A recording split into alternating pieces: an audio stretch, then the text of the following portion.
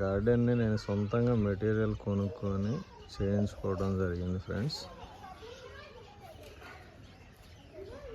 కింద సైడు 2 అడుగుల వెడల్పులోను, పైన 1.5 ఫీట్ వెడల్పులోను కంప్లీట్ 2 స్ట్రక్చర్స్గా ఏర్పాటు చేయడం జరిగింది.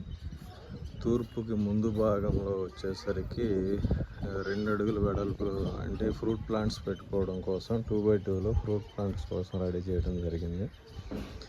మిడిల్ వచ్చేసరికి ఒక సైడు 2 ఫీట్లు, మిడిల్ వచ్చి 1.5 ఫీట్, అవతల వచ్చేసరికి మధ్యలో 3 లేయర్లు ఏర్పాటు చేయడం జరిగింది. కింద భాగంలో 2 ఫీట్లు వెడల్పులోను, మధ్య భాగంలో 1.5 ఫీట్ వెడల్పులోను రెడీ చేయడం జరిగింది. దక్షిణ భాగంలో వచ్చేసరికి కింద భాగంలోనేమో 2 అడుగుల